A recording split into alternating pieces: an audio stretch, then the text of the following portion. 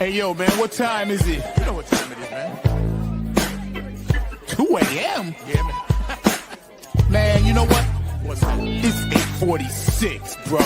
Wow, that's G. Yeah, you know what time that is. Yeah, man. Nappy head, Yo, Funk Army. what's up? Stand up. Get it live, y'all. Yo, Mo, drop that beat. You know what we gotta do. Yeah, man. We bringing this funk just for you. You know, Repeat after me. Say, you don't have to be the best. Just gotta outlast the rest. You don't have to be the best. you don't. Just gotta outlast the rest. No, you You don't. don't have to be the best. Just gotta outlast the rest. You don't have to be the best. Just gotta outlast the rest. United we stand. Divided we fall. Should our backs ever be against the wall, we'll be together until the jam is done. I'ma say that again for you. United we stand, divided we fall. Should our backs ever be against the wall, we'll be together until the jam is done. Here we go, y'all. Now let me tell you a little story about United We Stand. It says we're gonna funk across this funkless land. We gon' stand up and let our voices be heard. We ain't gonna let nobody stop us from spreading the spiritual word. The ruthless corporate greedy don't give a damn about the needies. We need everybody in the house to join us on this one, all right? Y'all say, united we stand, divided we fall. Should our backs ever be against the wall, we'll be together until the jam is done.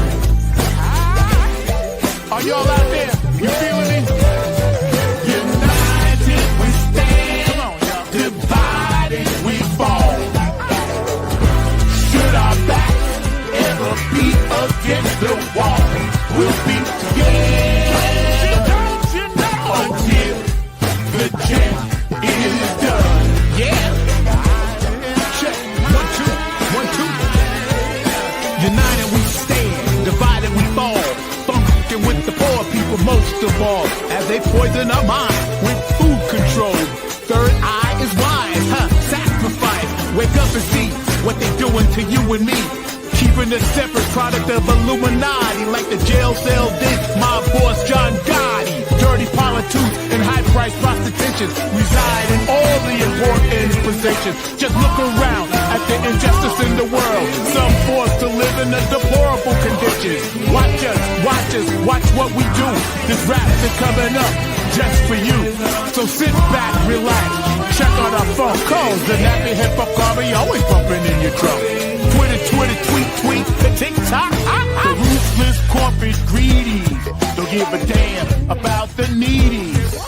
A movement, genocide and homicide is happening all around the world. Promise me this, promise me that, when all the fat cats stabbing us in the back. Man, get off my back, bro.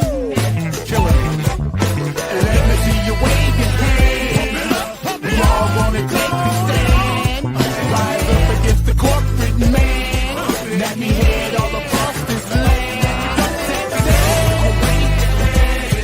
Oh yeah. Nothing but this new type funk 2022. Let me see you wave your hands. We all wanna take the stand.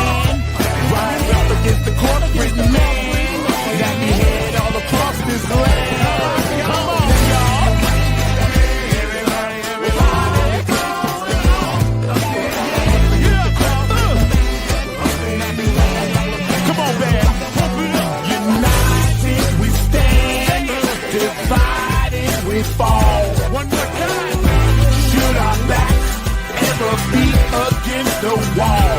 We'll be together until the champion is done.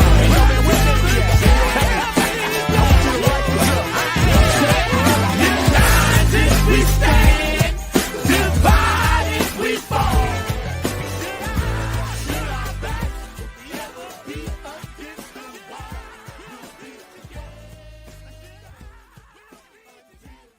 The Bible teaches that when lions and lambs lie down together, none will be afraid, and there will be peace in the valley.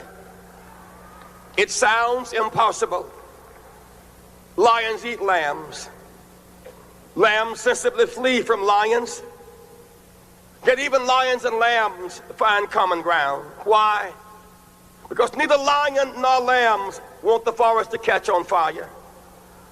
Neither lions nor lambs want acid rain to fall. Neither lions nor lambs can survive nuclear war. If lions and lambs can find common ground, surely we can as well as civilized people.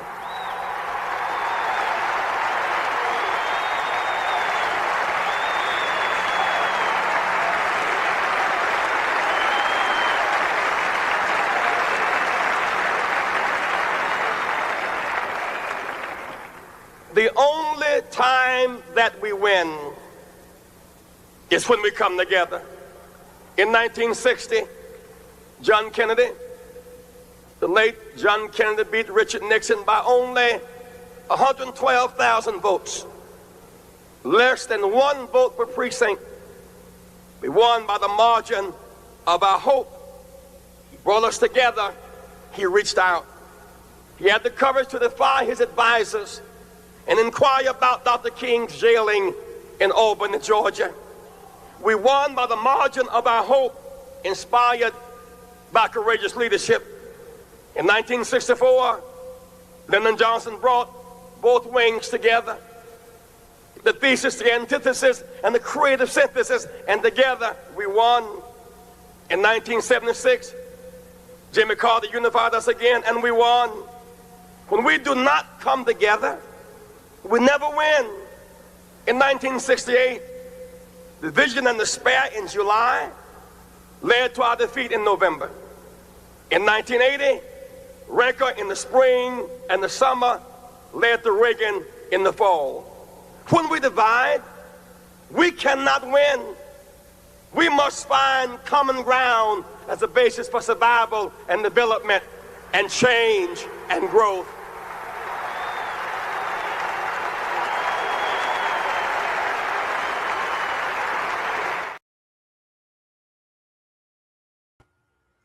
What's up? What's up? What's up?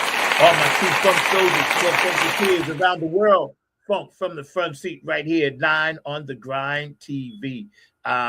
Obviously, it's Black History Month, and we want to try to touch on a few people. I was going to do something completely different today, and thank you for tuning in. I was going to do something completely different today, but then when Jesse died, I was like, well, you know, a lot of controversy swirled around him back in the day and even, you know, in his later years. And I just think that, you know, I need to just kind of like check it out a little bit and dive into it with my producer, Mark, and all of you out there. Funk from the front seat right here every Saturday, 9 on the Grind TV.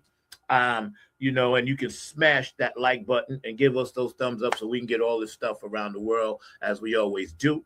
I got a couple of comments already coming in, so that'd be kind of cool. And thank you all for tuning in.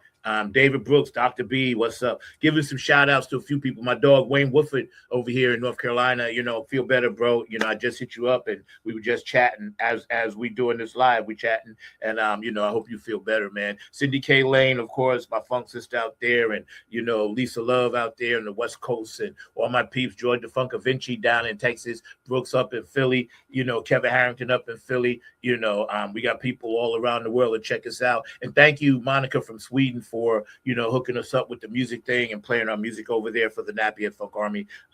Lots going on. We're going to kind of bounce around a little bit today, but we're going to definitely start, you know, with the passing of one of the most important Black figures in my teenagehood growing up. But before I do, I just want to say, you know, we're going to light some incense and burn some sage for our ancestors that are no longer with us physically, but always with us through DNA. And things like that, and metaphysical and metaphorical and all that good stuff. So I'm trying to get this light right so it doesn't shine right in my eyes. Sorry.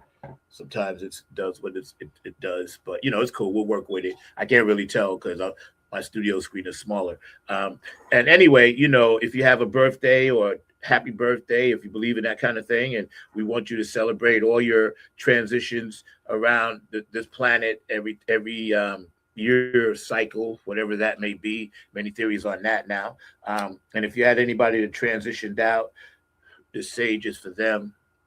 We want to make sure we keep our ancestors with us at all times. Because if I didn't have ancestors, there'd be no Nappy Head Funk Army. Let me tell you that. Man, in about 3 or 4 months, have I got a story for you guys out there concerning some things, family things, and all good stuff. But man, oh man, when I drop this on you guys, it's gonna be deep. So give me a couple of months to get it right. But yeah, I got something really important that I'm going to announce on the show at some point concerning some lost family members that I found, and I'll just leave it at that. So today, my producer is doing something at Haytide because it's Black History Month, and that's a very important cultural center right here in Durham, North Carolina. And before I go any further, yes, we will be performing at Hub RTP starting in March. Every Wednesday for you daytime people from 11 o'clock to 3:30, we're going to be there. We're going to be popping it. Thank you, Dr. B.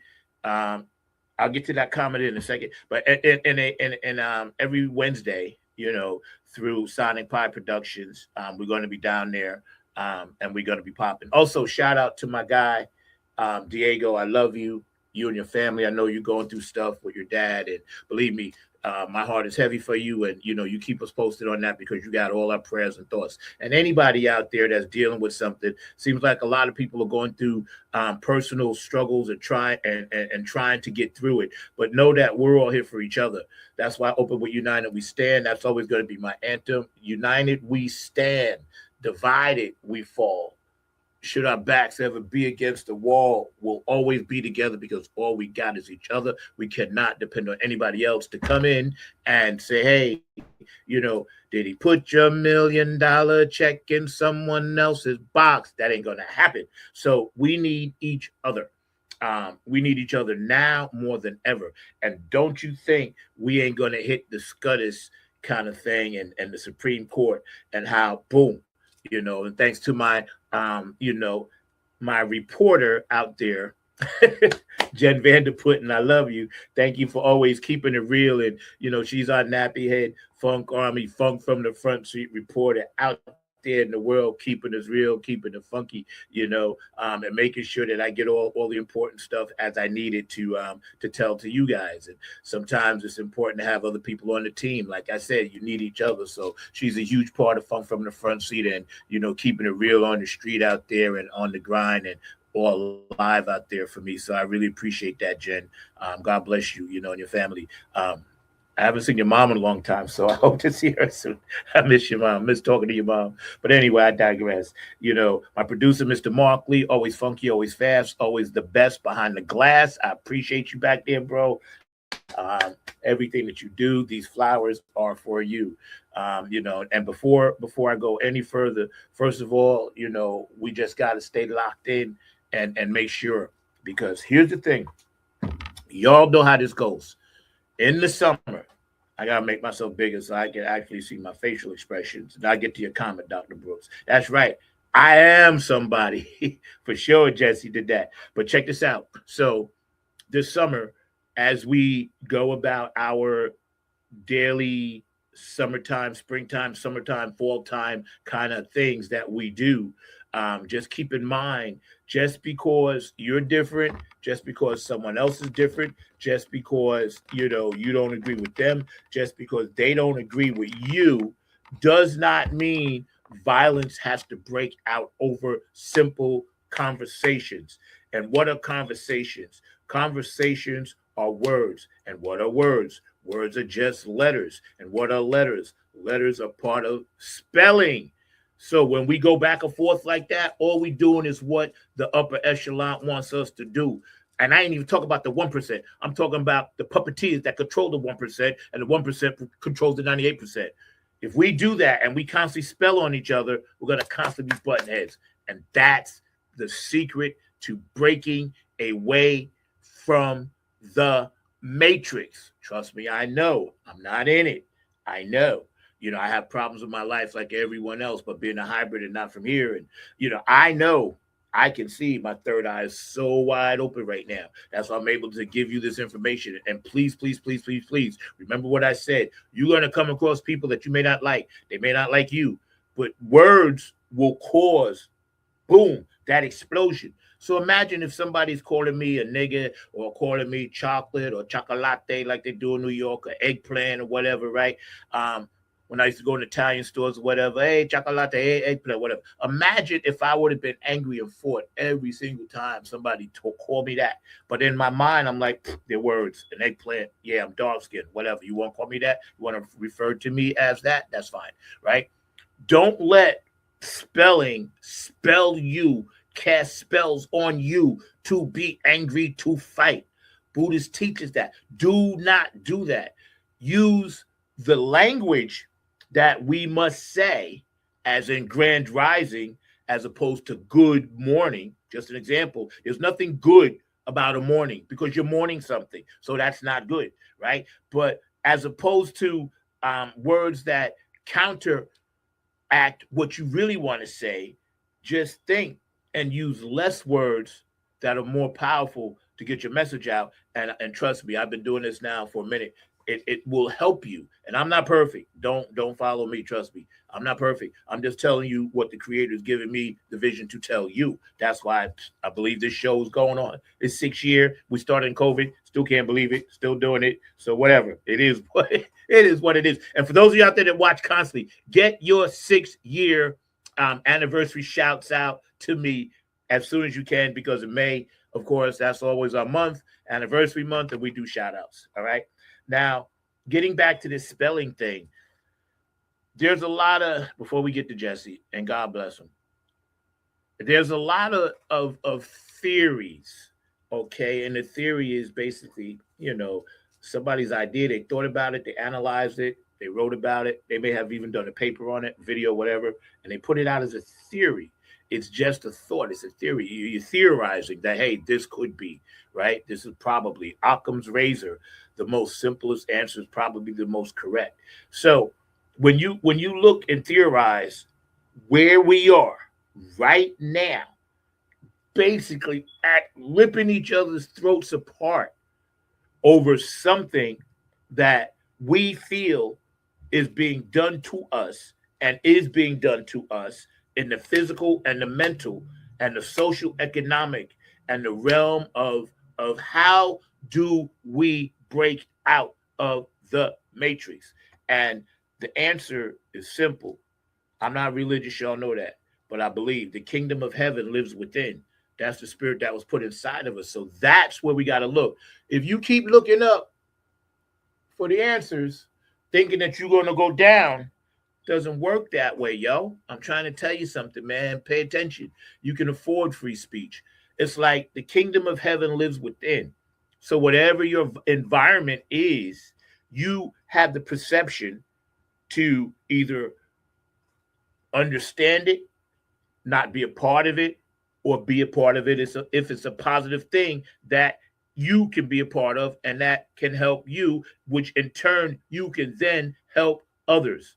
And I'll give you a perfect example. The music that we all do in this funk thing, all Tony Cam and the All-Stars of Funk, the Nappy Head Funk Army, the Clones of Funk. That stuff only works because we all play with each other. You feel me? We all play for each other and with each other. It's never about ego. It's never about who's doing what on stage. You could have one part. Just do your one part. And that part becomes the sum of the whole. So when you're thinking in life like that, let's just think in terms of people have helped me from the West Coast. People have helped me from the East Coast, helped me survive. I've been through surgeries. I've had to ask for financial help. Those people that have helped me in a way that I was then able to help others, because if I wasn't healthy, I couldn't go out and do what I do. So those people, I love them dearly. I stepped in front of cars and bullets for them if need be, right? If they ever called me. And the thing is, that's the power of love. Okay, so when you take the power of love and then you understand that word, Love, love, just as plain and simple, right? That word is powerful. It is, according to Anunnaki Sumerian, according to every alien and ET that I have channeled. That is the one word that the universe is totally about, and at the same time totally afraid of, the yin and the yang, because love conquers everything. Everything. The man called Jesus, and there were many, but he was one, died for love. You know, he was sacrificed. And I'm not really one to believe like all the three parts and all this and that. I get all that. I ain't mad at those that do. I love you. Like I said, I love you. But that ain't me. I've read other books. And that love thing is one of the most powerful things that any religious context talks about in there somewhere, whether it's the Judeo-Christian Bible, whether it's the Episcopal, the Catholic, whether it's the Muslims, whether it's the Quran, whether it's the Mahabharata from India, whether it's any Chinese text, whether it's Buddhist text, African text, the Dogon tribe, going all the way back. All of those things talk about other entities bringing choices, and if you choose, and you choose correctly, most of the time you were choosing love, because you have to unconditionally, or not you personally, we as inhabitants of this planet, remember, we are celestial spiritual beings in a physical body. That's why this body is so frail. But it's been proven scientifically, and thank you. See, you know I'm rocking a hat today. It has been proven scientifically that the spirit lives on. There were mass reports when Muhammad Ali died, as his body lay in state, he was glowing a brown bronze color. Look it up. He was glowing. He was still technically, spiritually bound, I guess you could say. He literally glowed. He didn't just die and boom, like you see on TV. That spirit was glowing. Again, powerful, because Muhammad Ali said, I will not go and kill people that never done anything to me. That was coming from a place of love.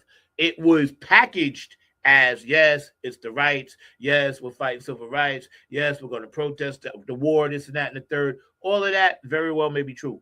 But it was packaged in a simple word. Muhammad Ali said, not going to do it. So that's love right there. He didn't know Vietnam from Adam. He had never even flown on an airplane. But he said, that don't make no sense. How is that about love? How? And this is the problem I have, and let me get to Jesse. It's not a problem, but it's something that I have been able to solve over the years, because obviously this life is like a puzzle, you know, kind of like my artwork back here from George DeFunk, Vinci Curtis, and Patricia Dior. It's like a puzzle. And when you look at it like that, so many things that they taught us, our generation and generations before that, in the educational system, was completely devoid of any common sense and was placed in our brains to program us so that we can't function. So what I advise you to do is what George Clinton said: program, reprogram, deprogram. Go back to your elementary classes and just think about it for a second. And I'm not saying you have to agree or disagree. That's why I put the disclaimer up. But check it out.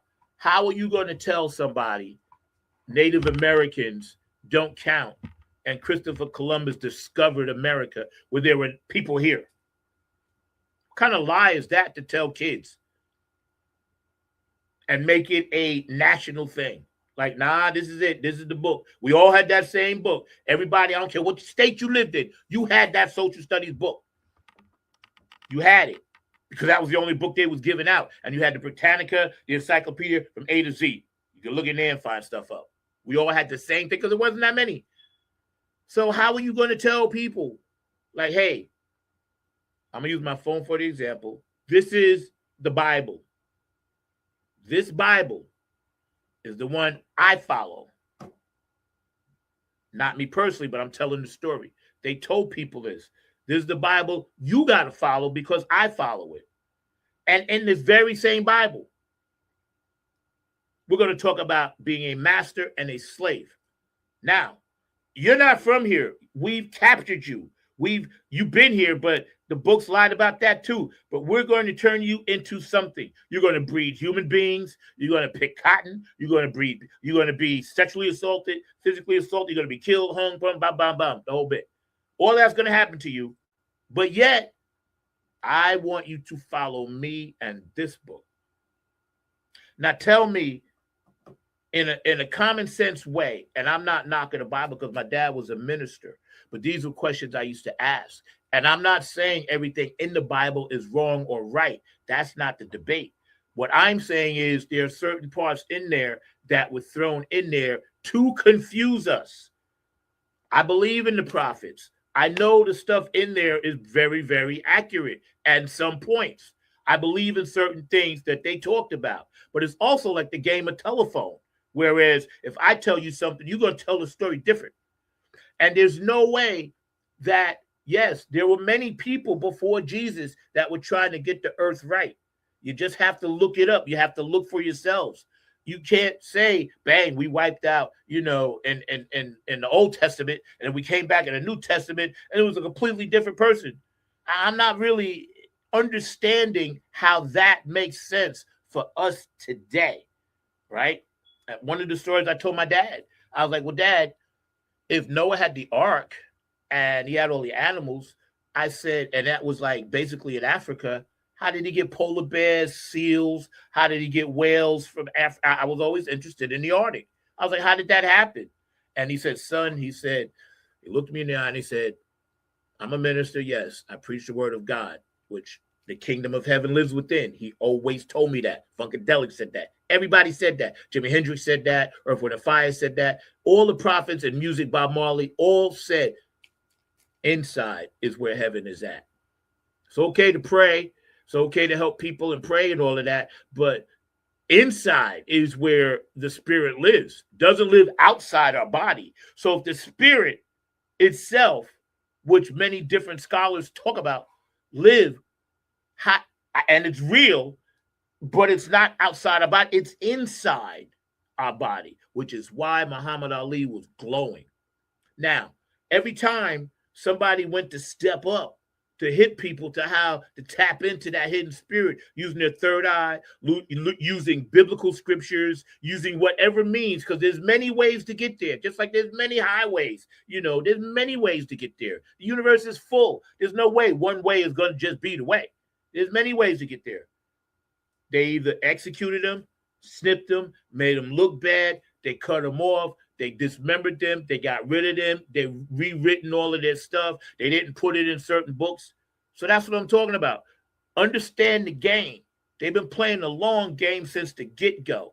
And I'm not saying there's not evil, because we're living through evil times right now. In Revelations, it speaks of the last days and time. See, I know I study, so I'm not just knocking the Bible. I've seen the words. I've seen how cryptocurrency is basically a form of controlling where you can spend your money, how you can spend your money, and what state or town you can spend your money. Y'all pay attention to that. It's the mark of the beast. It even says that, right?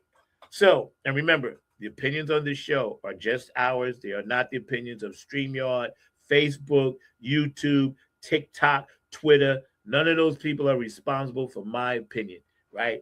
They have nothing to do with it. So don't go out and sue them because you're mad at me. Just come straight at me, and I'll tell you straight up, you ain't getting nothing. So when we look back and we understand the history, right, of all of these things I'm talking about, and it comes down to that one word, love, right? Love. Would you sacrifice somebody because you hate them? Would you do some of the terrible things that has happened to men, women, children? Would you do those things if you really understood love?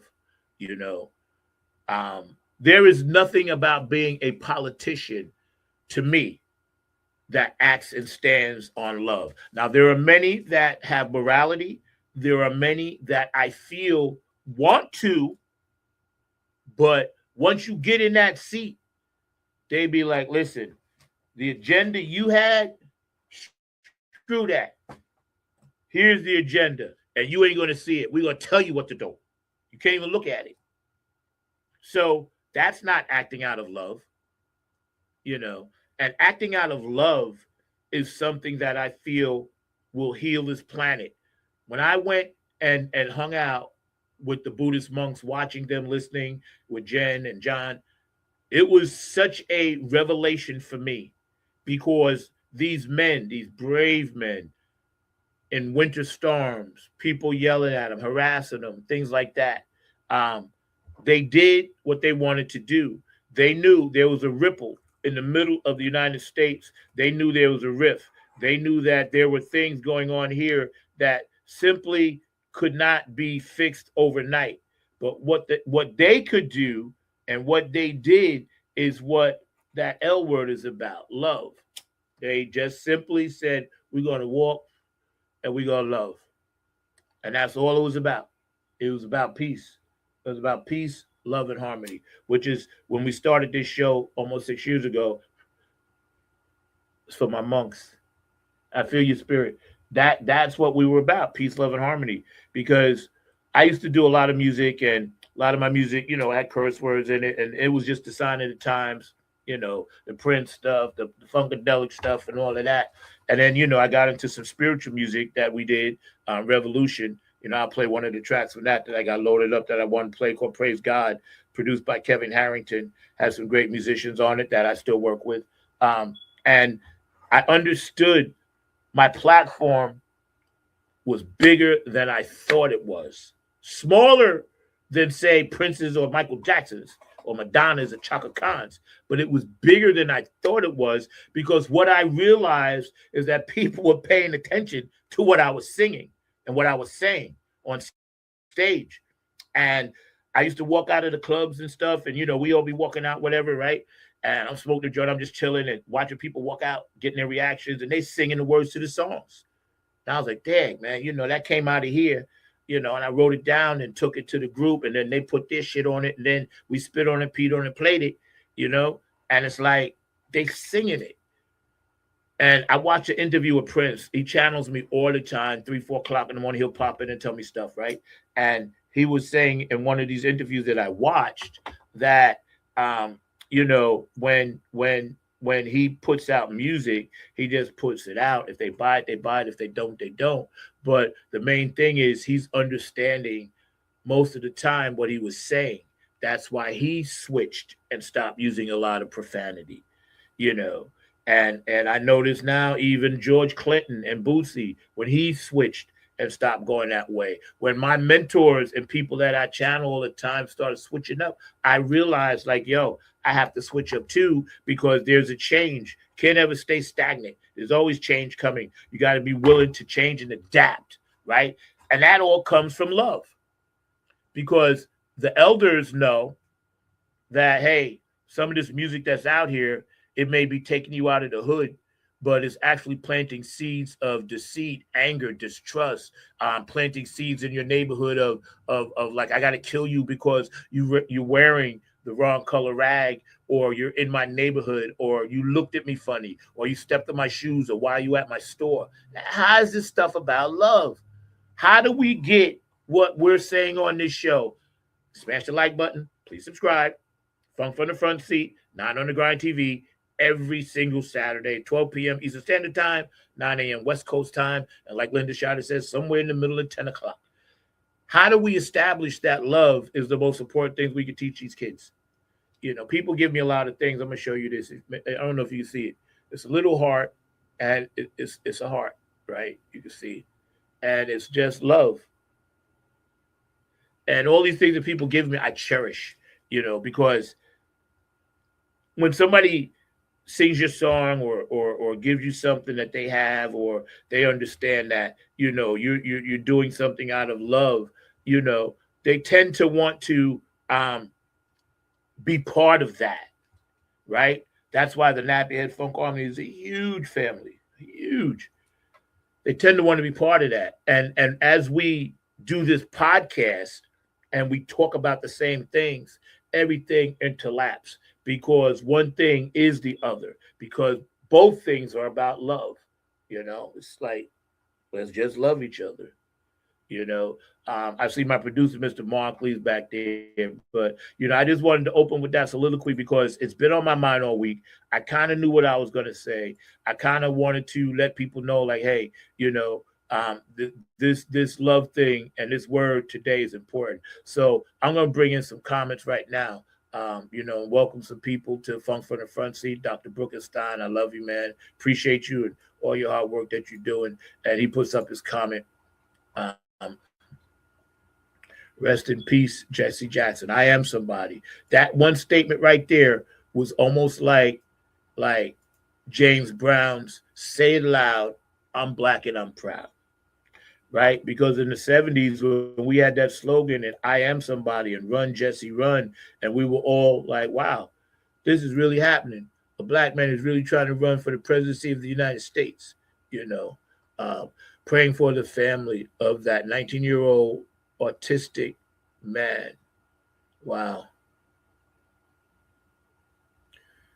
He was found deceased in a brook in Plainfield, New Jersey, after a month-long search for him. We'll send out prayers and burn incense for him for sure. Connor Oldfield. Wow, that's deep, man. Thank you, Brooks, for bringing that to our attention. I didn't really know about that. I've been so busy, What's up, man? Grand Rising, bro. That's what's up. Like Brooks says, ain't nothing good unless you play with it. George Clinton and P-Funk Mob always says that. So, this is what I want to see right here. That's right. They are the lineage of evil. You're absolutely right. And see, we're going to get to that. That's why I wanted to give Jesse his flowers, but we're going to get to that. Because our lineage as founding nations, right?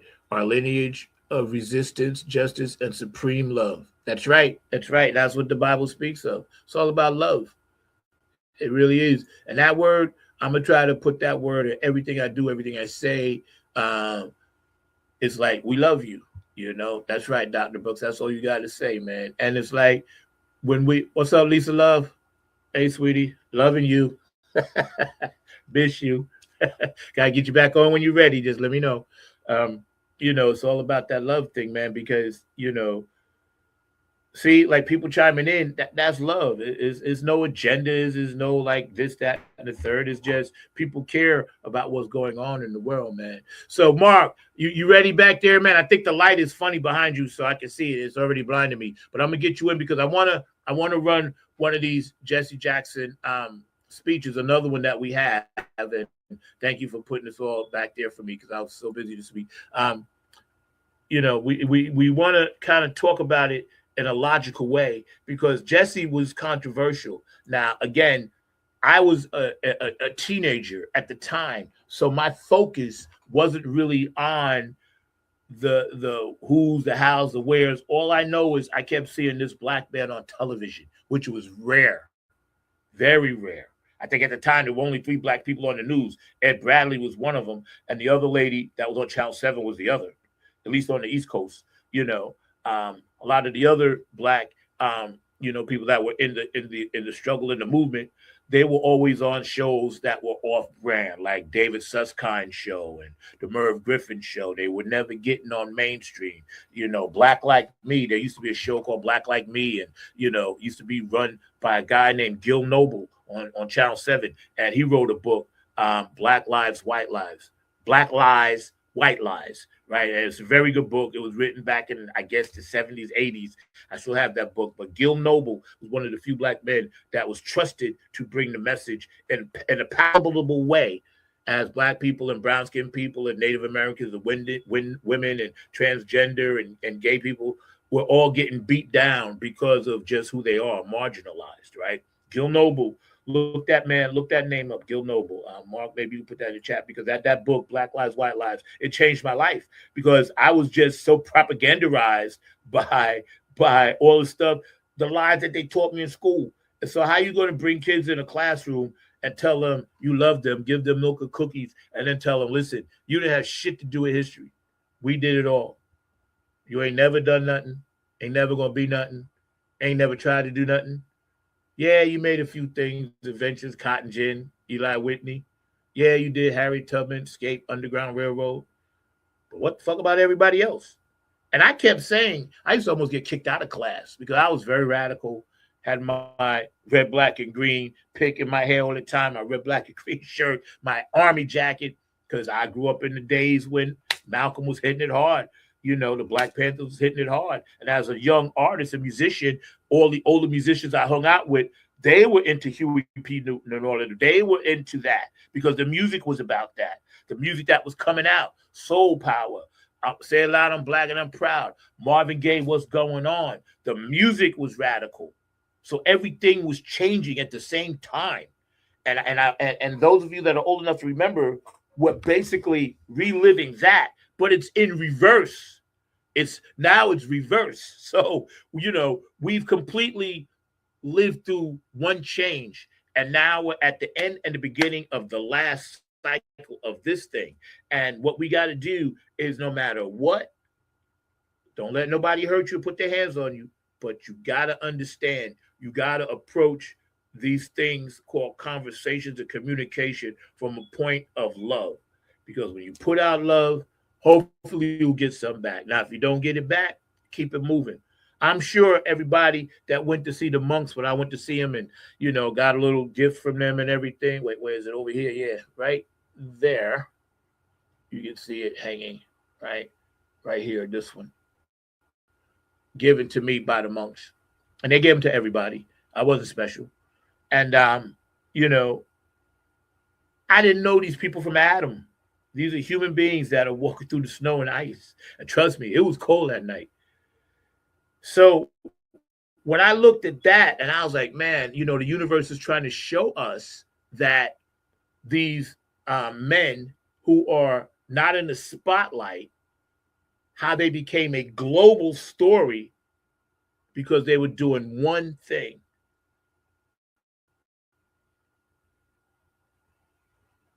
That's the power of love. Mr. Mark Lee, come on in, man. Let's do this. You want me to bring you in, or you good? You sliding in? I'm in. Frozen back there? I'm in. Can you hear me? There you are. How you doing? I'm doing good. Everything's well. I was actually talking to a couple of young ladies that were here that are Duke graduate students and everything like that. So they were actually here because one of them is going to be an engineer and working on those Nero things. So she'll be putting things in that they'll be able to help us with kids and all along those lines. So it was interesting having her and then her friend who is a nursing student over at Duke as well. So it was interesting having both Alex, short for Alexandria, and Tina here and everything like that. Both of them Virginia natives, but they now are going to school at Duke University and are trying to be modern history. History is both for folks that are in the past, like you were talking about Mr. Noble and his weekly show Like It Is, which was co-hosted by Robert Hooks and everything. And I think that's the Robert Hooks whose son went off to become a famous you talking actor. about Gil Noble? Mm-hmm. You talking about Gil Noble? Yeah, Gil Noble. Oh, you remember what I'm talking about then? You remember what I'm talking about? Yeah, I had heard that name before. And who's the co-host? Robert Hooks? Robert Hooks. Yeah, I got to take this off for a minute because my head is getting very, very hot. Y'all can see and he also had a book. The book that he wrote was actually called Black is the Color of My TV Tube and everything like that. So that's the book that he wrote, was Black is the Color of My TV Tube. So let me ask you something. Mm-hmm. You were here in the South. Mm-hmm. which was probably a lot worse than where I was at in New York, right? Mhm. For sure, I know it was because I'm from the South. I have family down in the South. I used to come and visit, and I've been in tin tubs, bathed in the fifth water, and went into the outhouse with the snakes and the spiders and all. Lived in two long houses for a couple of summers where there was no electricity at all. So it was sunlight to sunset, and that was it. So I know about the South, right? Yeah. When Jesse Jackson was actually taking, or I don't want to say taking the torch because nobody can take the torch from Martin Luther King. Yes, Mark gets an applause. Yes, he does. I had to give him an applause. With Jesse Jackson, it takes the "I am somebody" slogan and kind of piggybacks that off of the Southern movement, right? Martin Luther King wasn't really happy about it, but it was almost too late for him to do anything about it. What were your opinions about it? I mean, Jesse was definitely one of Martin Luther King's disciples, as was Andrew Young, the former mayor of Atlanta, and there were a number of others that were there on that balcony the day that Dr. King was shot and everything along those lines. So I didn't have any problem with him taking over the mantle, because I think he did take over the mantle with the Rainbow Push Coalition and with a number of other things that he was doing. He was actually very much involved with Dr. Farrakhan in the Million Man March and a number of other things as well. And of course, he was very much involved with the whole notion of South Africa and the apartheid struggle. I remember in going to school in the 80s, in the early 80s, that was a big conversation, and Jesse was definitely part of that. And I do remember his two runs for the presidency, whether it was in 84 or 88, and all along those lines. So I do remember those campaigns, and a lot of people were excited by him mobilizing various people that were of different backgrounds together and everything like that. So, and definitely having grown up here, I mean, my dad was involved with the Malcolm X school and everything like that. So I know quite a few people that knew Jesse even personally. He did go to A&T, and that was a star quarterback for them and everything along those lines. So he had some athletic skills in addition to his oratory skills and everything like that. So a lot of people, even to this day, remember him and all along those lines, and he was definitely what that's great, that's cool and everything, but I'm asking, basically, I want to know, did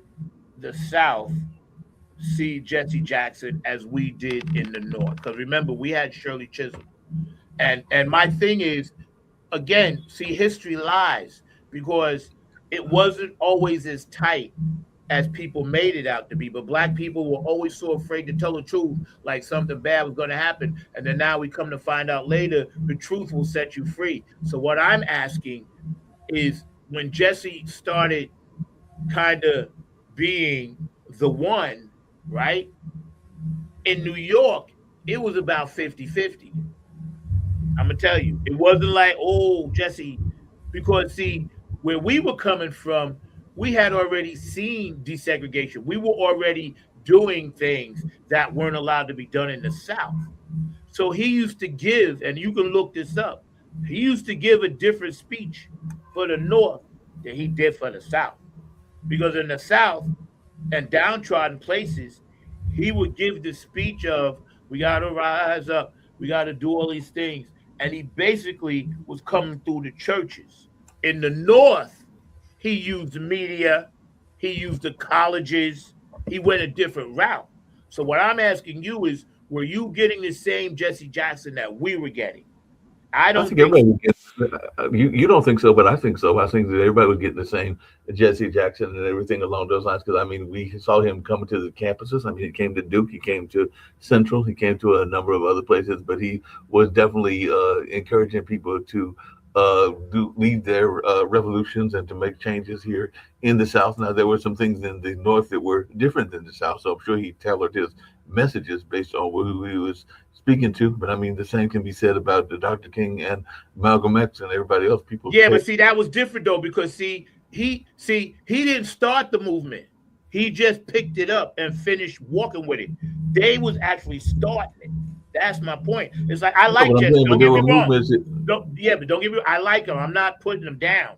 What I'm saying is, over the years, like in other words, put it this way: growing up, when Malcolm or Martin was on TV, we was watching, right? When Jesse took the helm, it was like 50-50.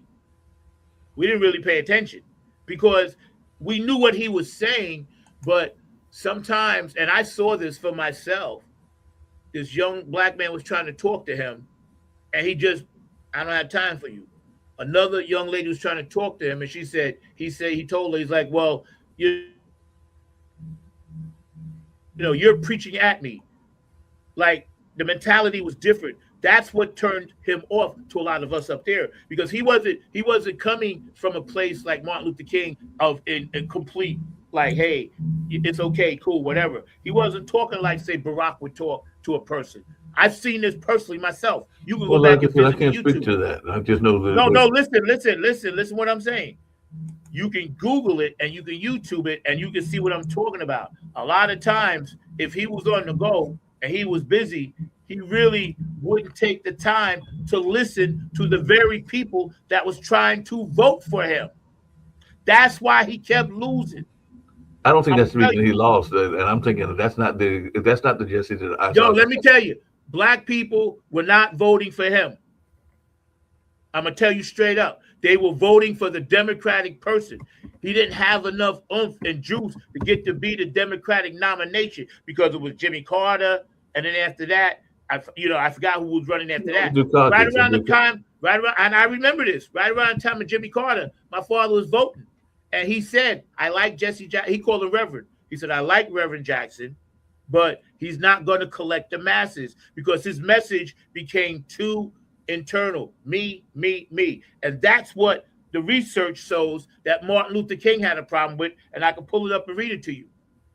Like I said, I'm just telling you what I've talked about to people that were in that generation. I mean, there was people that had problems with Jesse, just like there were people that had problems with the person that founded Kwanzaa and everything. So yeah, there were some people that were thinking that folks had a certain ego trip going on and everything like that. I mean, the same thing can be said about Al Sharpton. He was one of them. I love him, but he was one. And there have been, similar accusations have been made about folks, including Barack and them and everything like that. But I'm just saying that the Rainbow Coalition is actually, if it hadn't been for the Rainbow Coalition, Barack would never have been elected because it's the same thing. I agree. That was the good part. I'm going to bring that up. We talked about the other part, but I was going to bring up some of the good stuff that he did, which later brought in Al Sharpton, tried to work with Shirley Chisholm. He tried his best because he realized, listen to what you just gave your own answer. He was like, wow, I'm like separating people. I need the Rainbow Coalition because my message ain't getting to everybody, because he literally was only speaking to a certain segment of the population. And as a young black man, a teenager, 16, 17 years old, I was like, this dude ain't even talking to me because he ain't even got the time to listen to what we trying to say. I mean, that's one of those. But he realized Rainbow Coalition, now I got to get everybody because everybody does have a voice. I believe it was ego. And see, coming off Martin Luther King, right? Blood on his shirt. Now, come on. You don't need to wear the blood on the shirt for 2-3 days. Stop. What are you doing? That was a turnoff because you're being a martyr for something that didn't happen to you. That bothered me. As a kid, we were like, dude, take off the shirt. It's bloody. You don't have to walk around with it. We already know Martin Luther King's brains are splattered at the Lorraine Hotel. Why are you still wearing it? You're not Jackie Kennedy. Why are you still wearing it? Things like that tell you. I mean, but at the time that happened, he was a very young man. It doesn't matter. No. We ain't making excuses. We ain't making excuses for bad behavior on this show. I'm not making mistakes. I'm just saying, but we grow as individuals. I'm saying. I don't want to hear it. If I had my dad got killed in my arms, I wouldn't wear the bloody shirt. Period. I wouldn't do it because there's no need to martyr yourself. And that's when a lot of people in King's administration said, this dude is going out for self because he wants the publicity that Martin Luther King had already generated. But King's was genuine. Jesse's wanted to be genuine, and it became genuine. But how he got in there like that by wearing that shirt for 24 hours, telling everybody this is the blood of Martin, this is the blood of Martin, like that. My father was even disgusted by that. My father said, we watching the news. He's like, that's disgusting. He should not be wearing one of the greatest black leaders in history of all time, promoting his death by wearing it on his shirt. Well, like I said, my folks were actually more on the Malcolm camp than the Martin camp and everything like that. At least Dad was and everything. That's why he I had both. Next university. I had both. Along those lines, and everything like that. But I'm just saying that I don't remember those conversations. I do remember conversations about assimilationists versus non-assimilationists and everything like that. That was more held. But see, I'm older than you, though. See, I'm older than you. Yeah, not that That's much older. I'm 60. I'm 63, about to be 64. You're only a few years older. You're not that much older. But that makes a difference. If I was 16, you was 10. If I was 12, you was 6. That makes a difference. That makes a I'm difference. saying, but you haven't hit the 70s yet. How old are you? I'm 68. You're 68, and I'll be 64. So it was like a 4 or 5 year gap. Right, but that makes a difference. Trust me, I'm telling you. Think about it. The things you knew at 13, and you had a 12, 11, 10, 9. You had a 9-year-old brother or sister. They ain't going to pay attention to things you pay attention to. Well, it depends on how you're raised. Like I said, me and Malik have some similar things, even though there's a 7-year gap. But do we have some similar things because we were raised by civil rights parents and everything like that? So there's some similarities that we have. But yeah, there might be some differences. But okay, I got to bring this in because this is important. What's up, Angie? How you doing, sweetie? I love you. This is really important. This is what I wanted to do. I wanted to spark up some debate. So I'm going to start with Cindy's, and I'm going to work these comments down. Cindy K. Lane, I think people were apprehensive to vote for Reverend Jackson and how separation from church and state is crucial to the survival of our democracy. And that makes perfect good sense. Because you're right. Because like he was going in that direction. And at the time, we were definitely against heavy church and state, even though it was creeping in at that time. But you're right. And see, in the black civilization, I mean, not civilization, but in the black communities, the church was the White House. It was the mayor's house. It was the central location. It was set up to help people adopt babies, the Eastern Stars, the Masons, the whole bit. So the church was the community. And at that time, but the church was also the political power. Hold on. Let me finish. He got the church behind him, which was a good thing because it gave people hope.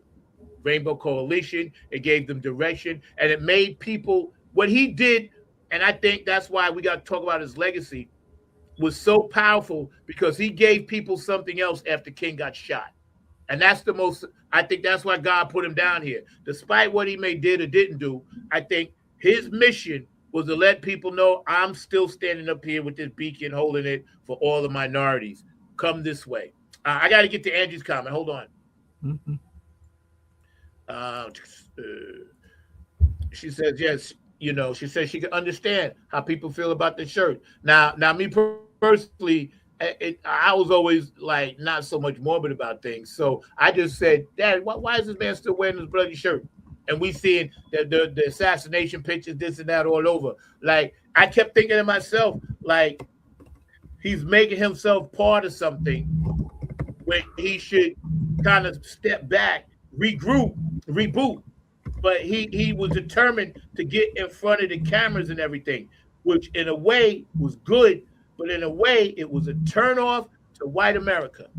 Tell you that straight up. Now, let me see this.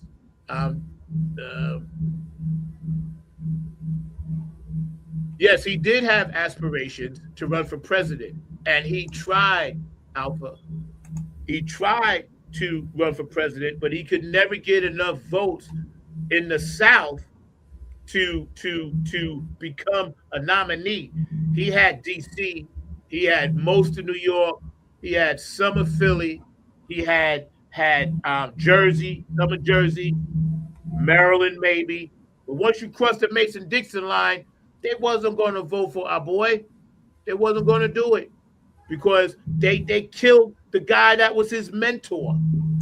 So no way was they going to turn around and kill Martin Luther King and then say, hey, we're going to vote for Jesse Jackson. I think if it wasn't for Jesse Jackson, there would have been no Barack Obama.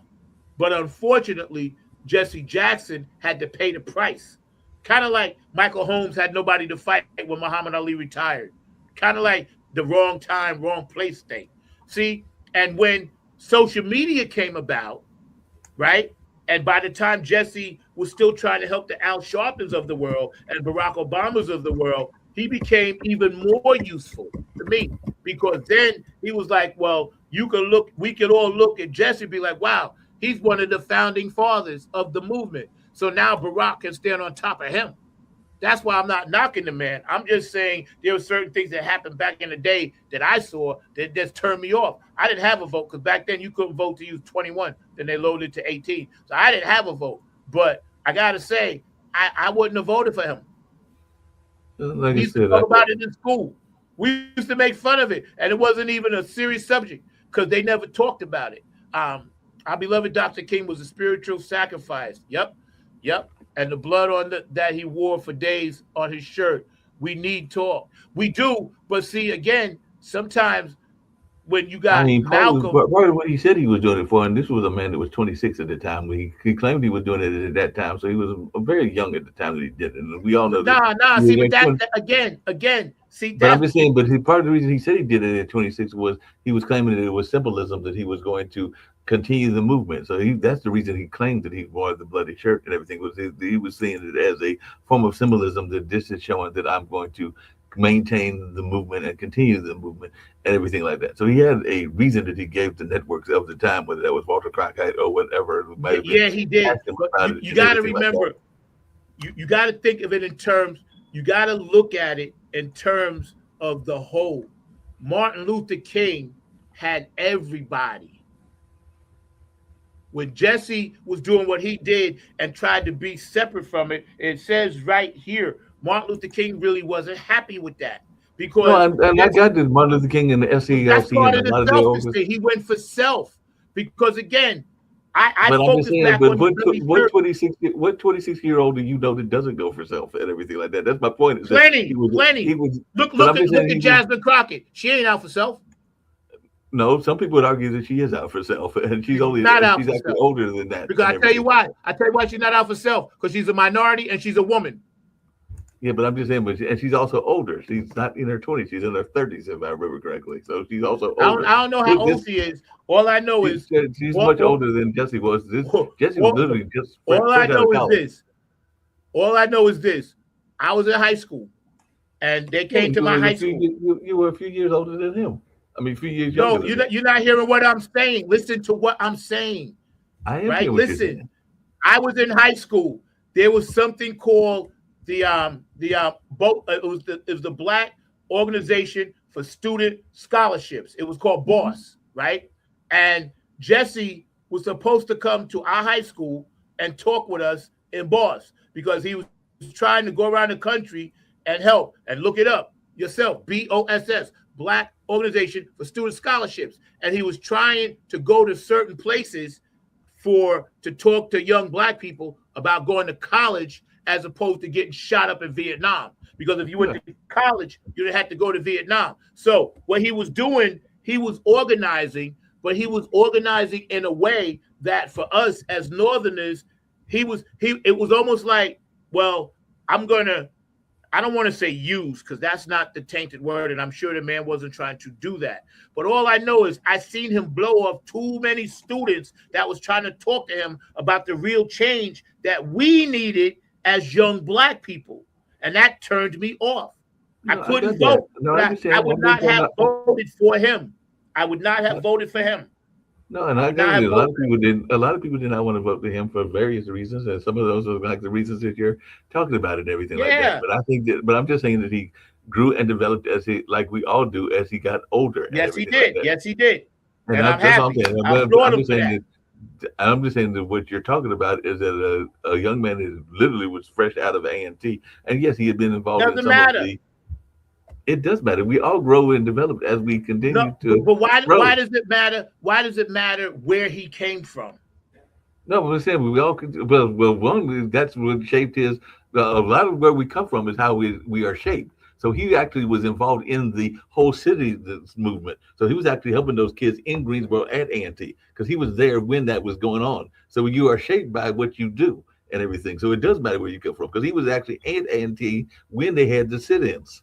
So that shaped Yes, his. but see, I don't think that shapes how you. No, that totally shaped decide. him. That totally shaped his. That totally shaped his viewpoint.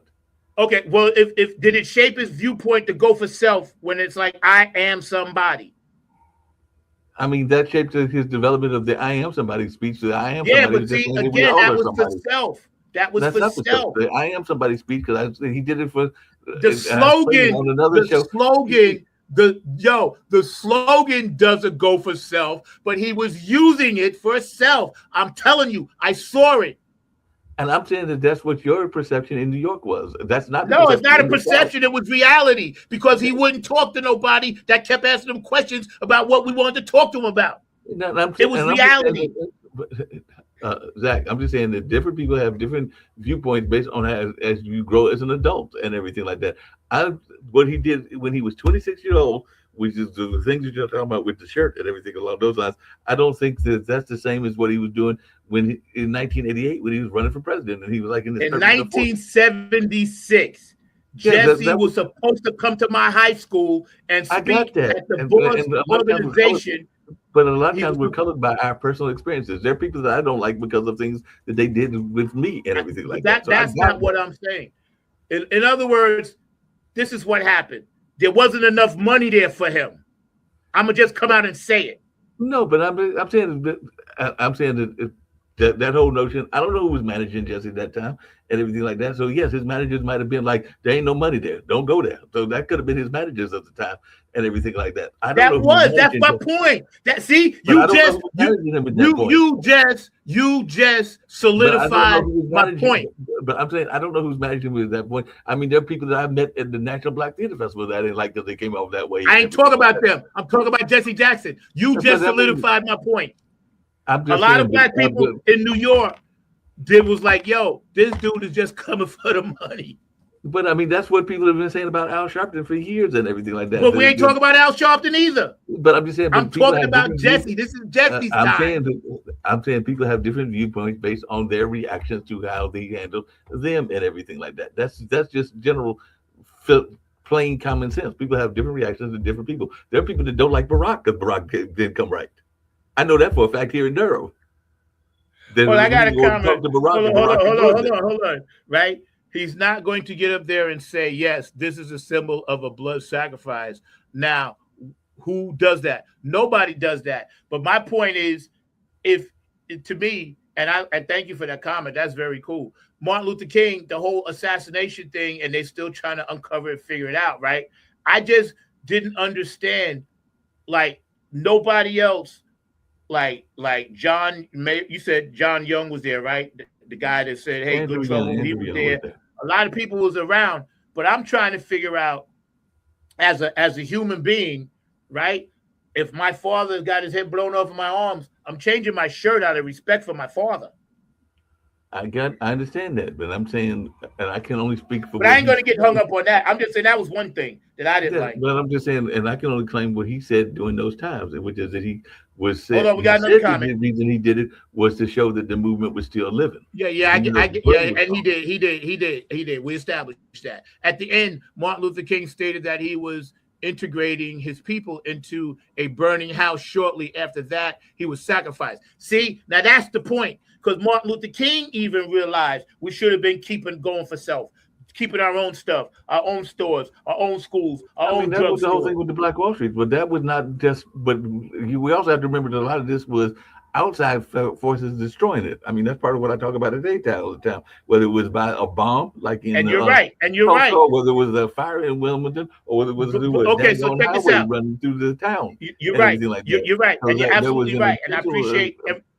I appreciate your comments, but see where people from different parts of the United States are seeing this from different points of view. That's why I wanted to stir up this conversation, because I knew it would spark interest, right? And thank you all. Smash the like button, give us a thumbs up. Funk from the Front Seat, Not on the Grind TV. We're in a very, very heated conversation, and we're trying to talk about Jesse. And then I'm definitely gonna get to SCOTUS, because we're gonna go all the way to 2:00 today, or 1:59. Then we can stop. But what is being I think, and I'll read this comment. The worst thing that ever happened to us was labeling us as a minority when we are foundational Black Americans. And you're absolutely right. We're not a minority. That's a word. Again, I talked about this at the top about spelling and things that we say to make us feel oppressed, right? Now, again, I don't think there would have been a Barack without a Jesse. So for me, personally, when Jesse was sitting there with tears in his eyes, when Barack was being sworn in and everything, that was one of the most beautiful moments I've ever seen, because I felt kind of like, as an empath, Jesse was like, well, wow, I couldn't get it off, but Barack got it off. See what I'm saying? So he got a chance to live and see that. And yes, I give Jesse all the props in the world. I just think that he made crucial mistakes along the way if he wanted to win.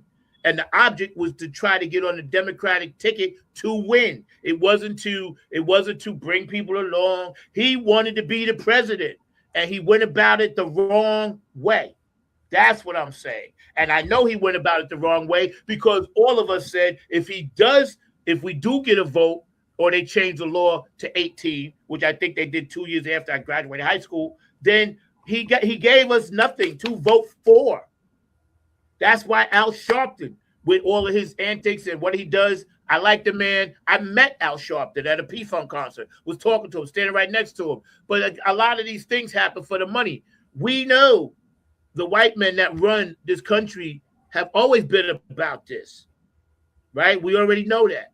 So that's been established. But see, when a Black person gets an opportunity to be in the big seat and take control and take charge, yes, there's certain things they got to do. But in 1976, the Rainbow Coalition did not include me.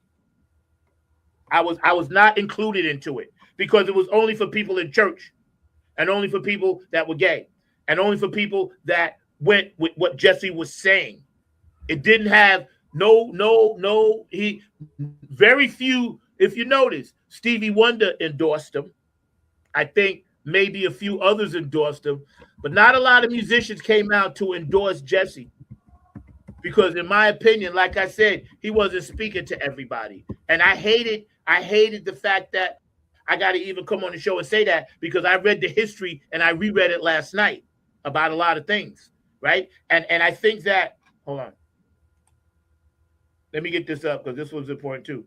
And I think that, the reason I'm so fired up about it is because I still see the bloody image of the shirt in my head, and that's a me problem. So I'm gonna let that go, because I just think that it bothered me, and it bothered my dad, and anything that bothered my dad, I wasn't really down with. Thank you, Angie, for this comment. I'm definitely going to read it like this.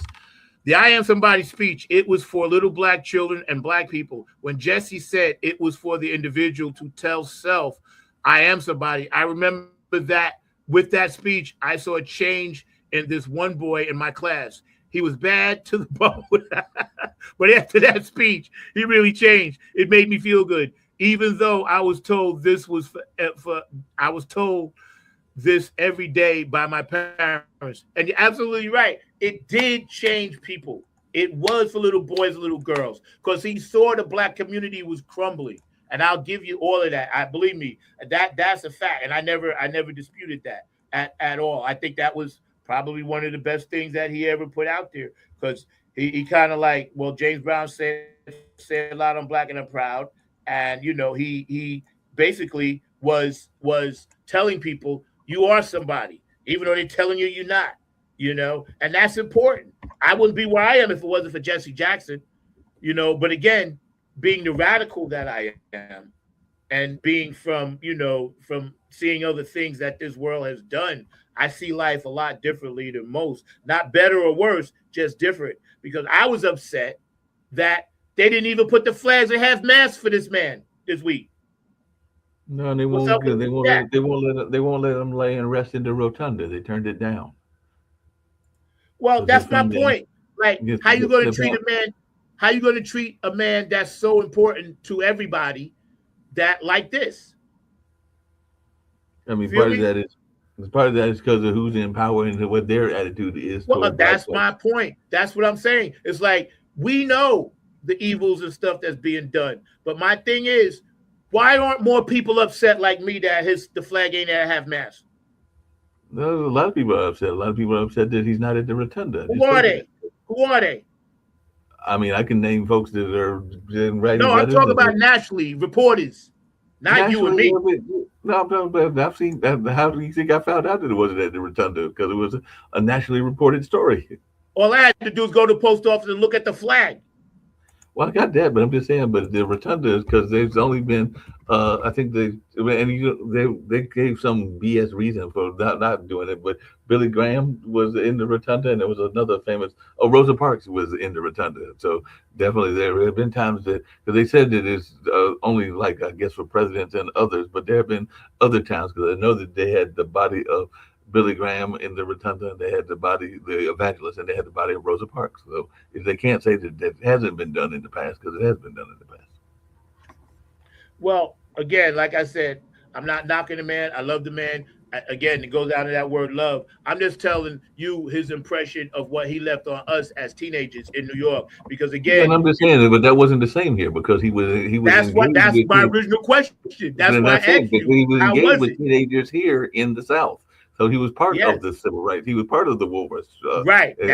That's So what I'm saying. he was part of what was going on. So I can't speak to what y'all were going through in the North and y'all's attitude, but I know in the South he was revered and everything along those lines because of him having been involved, including in churches. I mean, the Hayti was a church, so he would have probably been in some of these buildings like the Hayti or White Rock when it was up the road and around the corner from me and everything. Because Dr. King did his fill up the jail speech here, All so I know definitely. is he left. All I know is this: he would have had me had he not left the auditorium full of seniors sitting there with the boss panel on the stage waiting for Jesse Jackson, and then the message comes through, he ain't coming.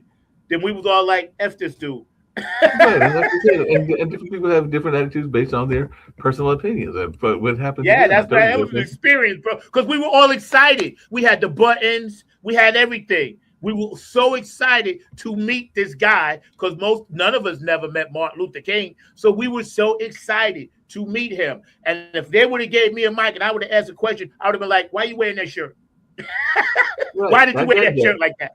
I got you. And he That probably would would have have been given me. you, and he I would have was given you radical like he that. would have given you the answer that I just said that he gave to other folks and everything, which is that he was using the blood as a symbolism that the struggle was continuing, despite the fact that the man had been martyred and everything. So basically, it was that notion that just because you kill one doesn't stop the movement. Is I what don't know about that, but is what his I'll take answer your was. word for it. I'll take your word for it. I'm And just those saying that are that's what his watching, answer thank you for was. coming in because I wanted to heat it up today. I needed some action. I needed some fire. So I wanted to heat it up today because I'm But that's telling what you, I was upset when they didn't talk about it more. They did their little normal thing, but I was like, yo, people don't even realize what this band was all about. And if we're going to tell the story, let's tell the whole story, not his story, not yeah. history. That's my thing. I'm all for truth, love, and harmony and peace. Let's get all the stuff out. Same with the Epstein files. Let's get it out. If we're going to tell it, we already know the dirty prostitutes and high price prostitutions, the athletes, the musicians. We already know. So let's just get it out. They seem to know I everything mean, about us. but I mean, there's a lot of stuff. I mean, that's what COINTELPRO was. There's a lot of stuff that they will never reveal because it would upset the apple cart and it would destroy the machinery that they have in place and Well, everything I'm like ready that. to destroy it and upset the apple cart. In my opinion, fuck the apple cart. I'm ready to tip that shit over. Well, the apple cart should be tipped over. It needs to be tipped over. And it needs to be changes. I'm ready to tip it over, bro. But you got too many folks that are Because you not know what having I'm that sick of? You same know what I'm mindset. tired of? You know what I'm tired of? What's that? I can tell you what I'm tired of in one word. Guess what it is? You're already What? going to know. Guess what it is? Huh? What bullshit? Talk. Yeah, well, same thing. Talk. Bullshit talk. Yeah. I'm tired of talk. I'm tired of talking myself, and I'm tired of talking. I'm damn near tired of singing about this shit. Yo, check this out for my audience. I'm glad y'all came in with those different opinions because I wanted to light this shit up today, and we definitely did. And I appreciate everybody's love and opinion because everybody's opinion is important, and everybody's opinion is from where they're coming from, and that's very important on this show. So I appreciate all of that, but I'm just telling you my opinion because it's my show, so I get a chance to do that. Y'all check this out, man. I can tell. Jesse Jackson, you don't understand my situation. You'll be on television. You don't understand. I see you with the big people. You don't understand my situation. I understand. You see me on TV, but you don't know the me that makes me me. They wonder why does Jesse run? Because they see me running for the White House. They don't see the house I'm running from. I have a story.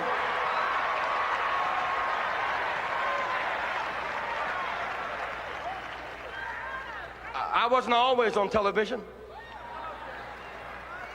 Writers were not always outside my door. When I was born late one afternoon, October 8th, in Greenville, South Carolina, no writers asked my mother her name. Nobody chose to write down our address.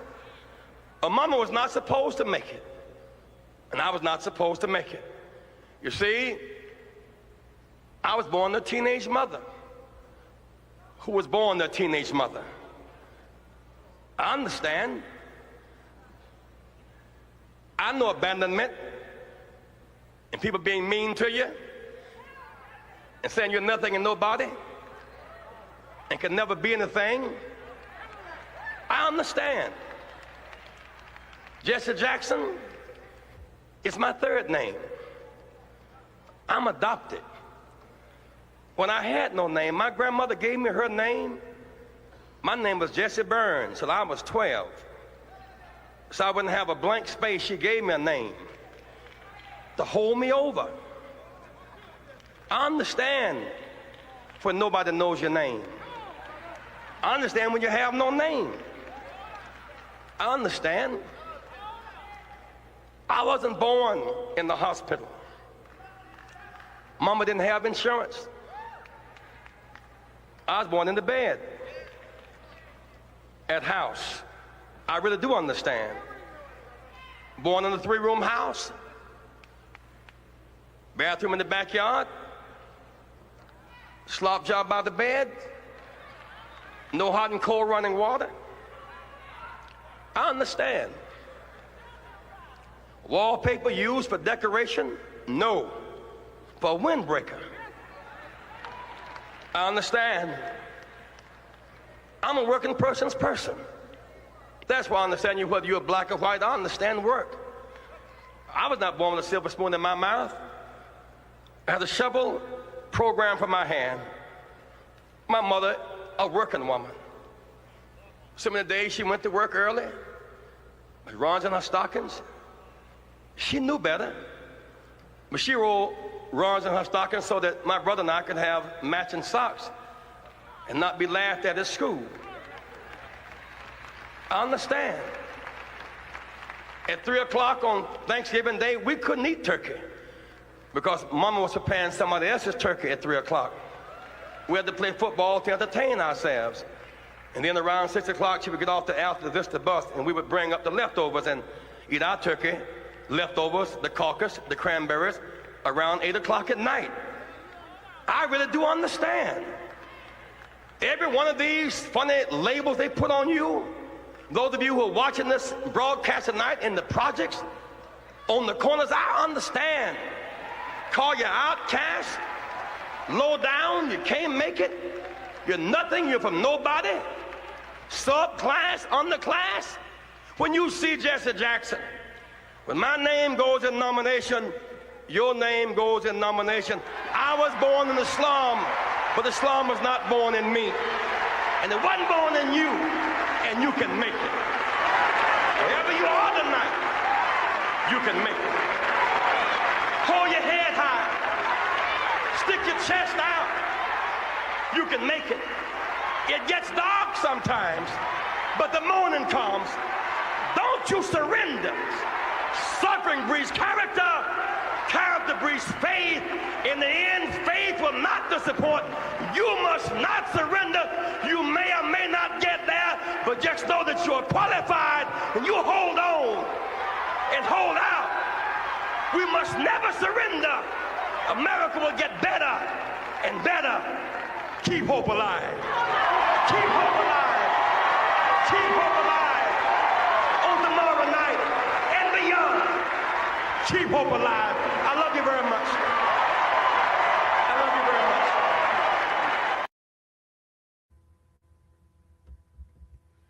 That was very powerful. Yeah, that was very powerful. Kudos. That's what I That was, remember. and that was the Rainbow Coalition. All kinds of people there.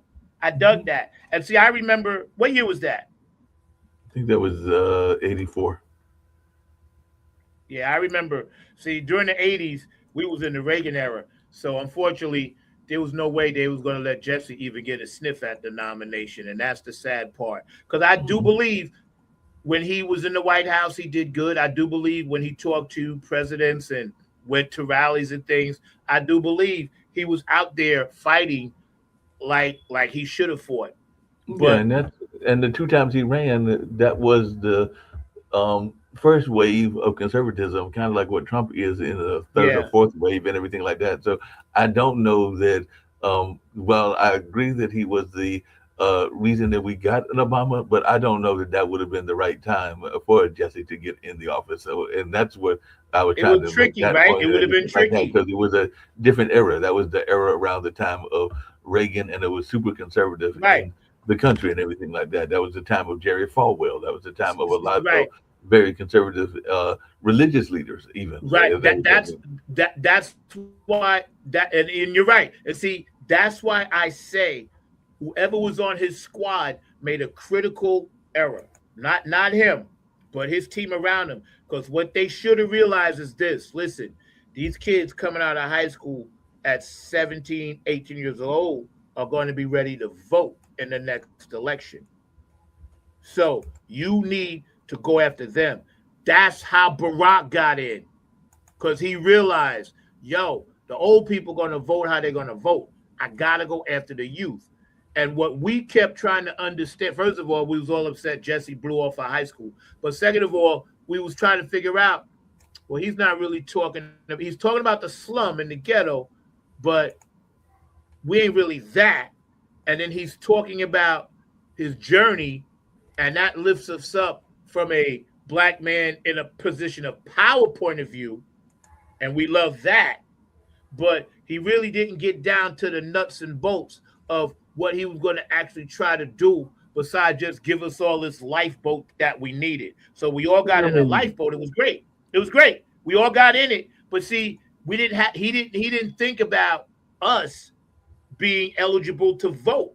So when it I mean, was time to vote, I don't know that I'm gonna tell Jesse you how ever had Reagan it. got in. I'm gonna tell you how Reagan got in because none of us voted.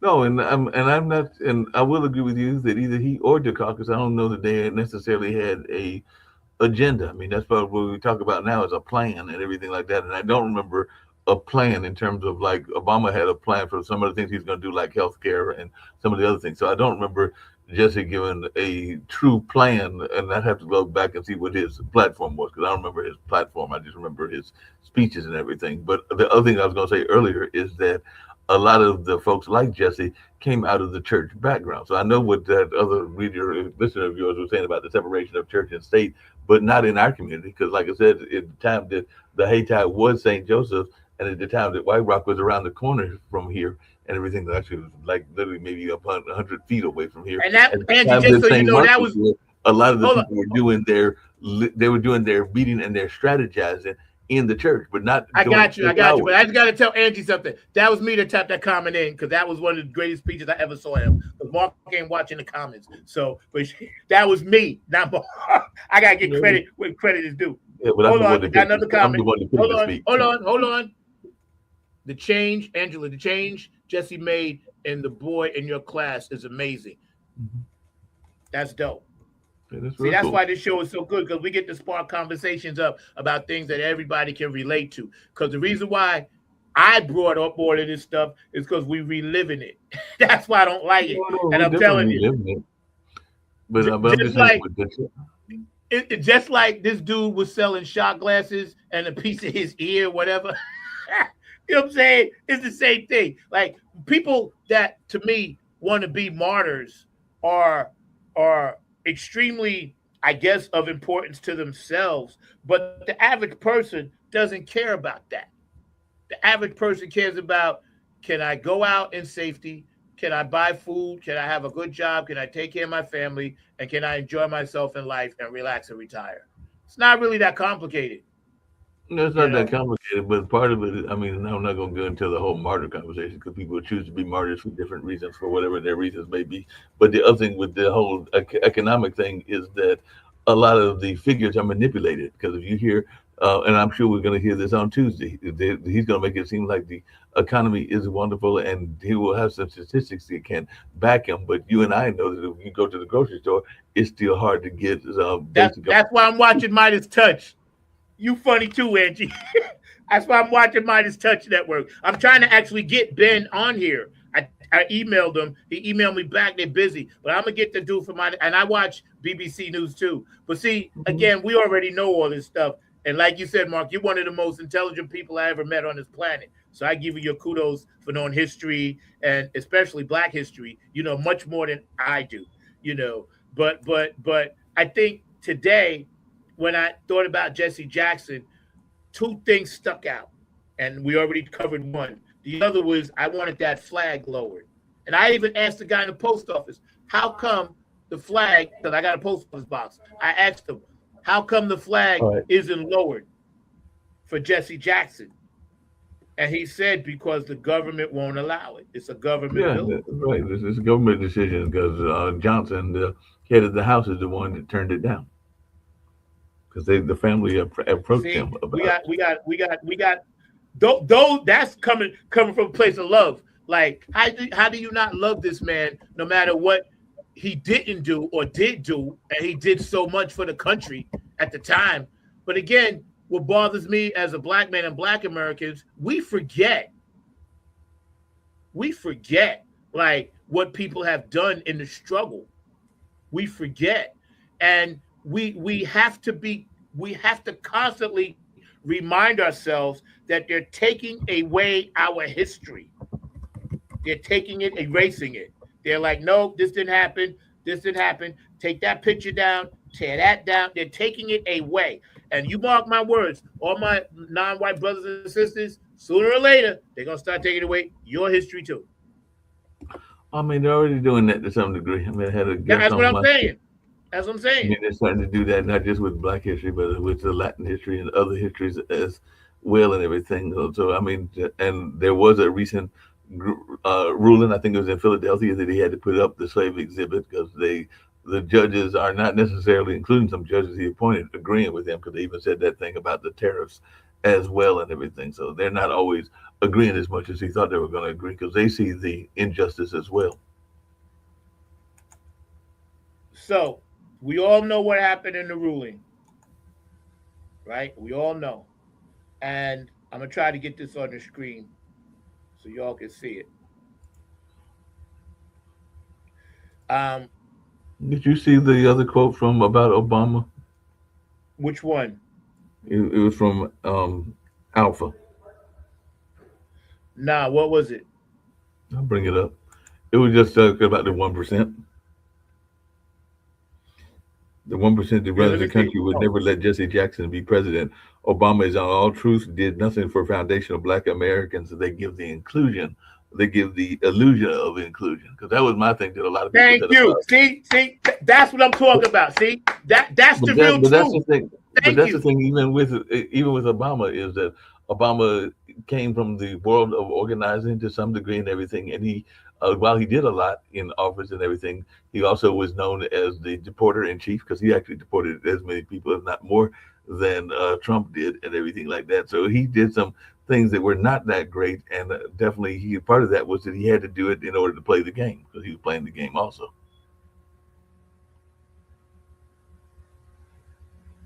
Well, yeah, I mean, and see, that's cool. And thank you for that comment because see that's what I'm talking about. Because somebody said, years ago, they said don't matter who the president is, the hood is still the hood, rich people are still rich, poor people are still poor. You know what I'm saying? So I'm trying to get this up on the screen, Mark. Hold on a second here. Oh, it's right there. Sorry, I didn't see it. So, and thank you for that comment because again, that's kind of like